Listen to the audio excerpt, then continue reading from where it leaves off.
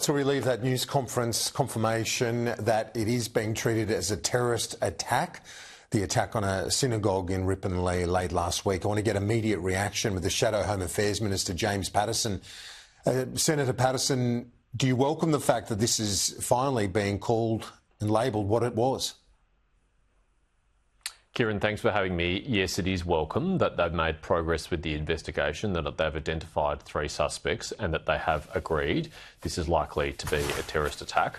I hope that ends the hand-wringing that we've had from some political figures over the last few days about how we couldn't possibly identify what the community understood innately and immediately was an act of terror. I mean, how else do we think, and what else do we think the motivation was of people to smash into a synagogue in the early hours of Friday morning, pour accelerant through the broken windows and set it on fire? I mean, this is not a tobacconist. This is not a attempted theft. It was clearly an act of terror designed to strike fear in the heart of the Jewish community. And it has incited fear among many in the Jewish community. And so it's good that we can now end that silly debate and we can just focus on finding the perpetrators and hopefully bringing them to justice. The way that this has progressed, with the Federal Police Commissioner speaking to Victoria Police on Friday, Saturday and Sunday, and now this declaration coming today, at least from the police level, has that been handled appropriately, or would you have liked authorities to come out immediately and condemn this as a terrorist attack? Police should follow their appropriate protocols and processes, but that should never stop politicians calling it as we see it, and that's what the opposition has done from the beginning. Unfortunately, we can't say the same from government ministers. Even the Attorney-General, Mark Dreyfus, this morning refused to call this a terrorist attack and refused to be direct and plain speaking when referring to this incident, even though the Prime Minister was finally dragged to saying that on Sunday. So, of course, police have to follow their processes. That's appropriate. I hope they're putting all resources behind this task, because we now have, we believe, 3 suspects at large. That's 3 people who could have gone from the country. That's 3 people who could commit other offences against other places of worship. And, of course, there may be others in the community who are inspired by this or engage in some kind of copycat or retribution attacks against other places of faith, and that would be an absolute disaster, and we must make sure that does not happen. We still don't know, Kieran, whether or not the National Security Committee of Cabinet has met. I hope that it has. I hope that it happened on Friday, but the Prime Minister has not said whether or not NSC has met, and it is appropriate for NSC to meet so that they can make sure that all federal resources are put behind this task and make sure another act like this doesn't happen. The Joint Counter-Terrorism Team and the resources that flow with that, from your experience in this area, is that going to be sufficient? You've got the Federal Police and Victoria Police having command of this investigation now under that joint counter-terror operation with the support of ASIO and associated intelligence as well. Is that good enough? Kieran, in my capacity as chair of the Intelligence Committee when we were in government, I have visited the Joint Counter-Terrorism Team here in Victoria and been briefed on their operations. It is a very impressive centre that was stood up in response to 9/11, and they are highly successful and professional in the way they go about investigations. So they are the right people to have on this task. I hope, though, that Federal Police and ASIO and anyone else who can contribute to this fight is surging resources to this, because it's critical that we get to the bottom of it as quickly as possible so that the offenders do not escape justice and so that no further offences are committed against the Jewish community or any other faith community. It was encouraging, though, to hear the Commissioner say that he is confident they've made significant progress on their investigation, and as you rightly point out, with 3 suspects in their sights. That's right, Kieran. It is very encouraging that they've been able to limit this down to 3 suspects, that it appears like they know who and what they're looking for. And understandably, the Chief Commissioner was limited in sharing more with us, but he's speaking in a way that gives me confidence that they are on top of this task. And I do hope they're able to identify and apprehend these people as soon as possible before any further damage is done.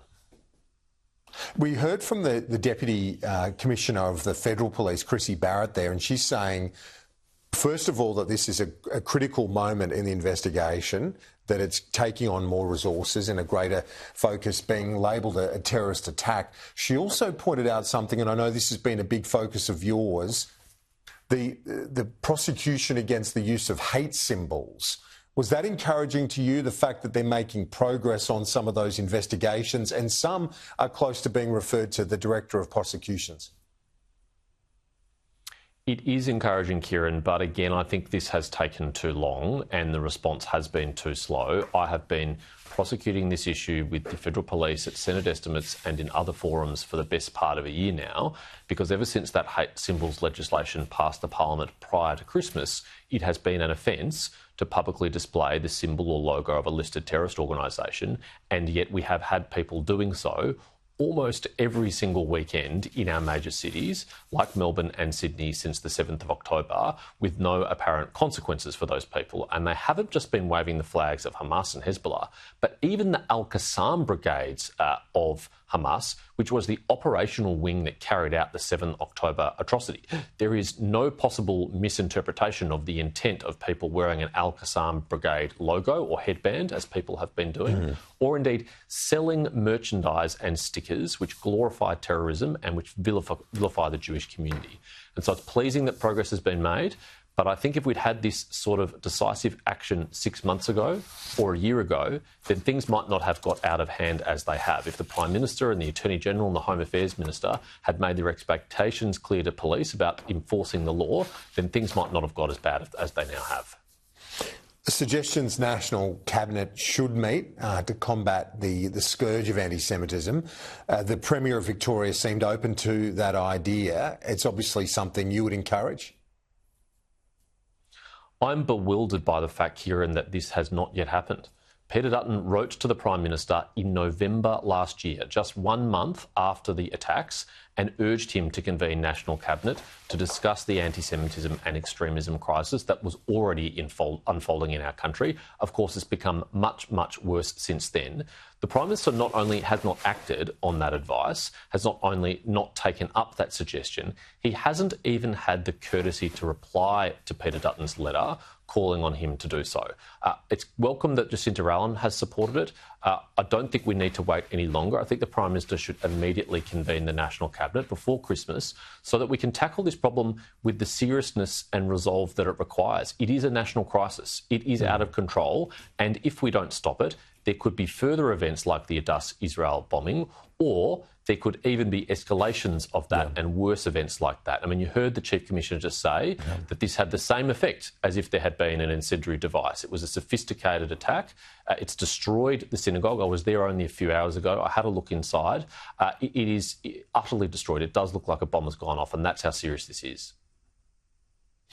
Indeed, and I know you've said the government hasn't responded effectively or strongly enough. They've pushed back, saying that immediately the Prime Minister condemned the attack, that he did have one of his senior figures at the synagogue on Friday, and then when the Council of Australian Jewry asked for more funds for security Saturday night, that was announced on Sunday, that they responded immediately with $32.5 million. Have you overstepped the mark in some of the criticism? The senior figure in the government, incidentally, was Bill Shorten, one of the senior cabinet ministers in Melbourne, who was at the synagogue on Friday. Kieran, condemnation is the bare minimum that we should expect from the Prime Minister when there's a terrorist attack against a synagogue. That's the bare minimum. Funding, certainly welcome, but the Jewish community has said very clearly what they want, even more than funding, is law enforcement. And of course it's welcome that Bill Shorten, a retiring cabinet minister, about a month left in the job, was decent enough to show up on Friday. But where have the other ministers been? I mean, he has Victorian-based senior national security cabinet members, like the Deputy Prime Minister and Defence Minister Richard Marles. What was he doing over the weekend that was more important than this? Mark Dreyfus, the Attorney General, why couldn't he show up? Why hasn't the Prime Minister been here yet? If he has been prioritising political campaigning in Western Australia over visiting the synagogue and showing his solidarity with the community, then I think he'll be very harshly and rightly judged for it. We're now on day 4 after this attack, and not only has the Prime Minister not shown up, Tony Burke has not only not shown up, he still hasn't even done a press conference. He still hasn't even done a media interview. The best we've got out of him is a couple of tweets and a couple of comments to the media, and that is not good enough because he's the Minister for Home Affairs for all Australians, and he has just as much responsibility to stand up for and protect the Jewish community as any other community, and I think he's failing to do that. Shadow Home Affairs Minister James Paterson, thanks. Appreciate your time.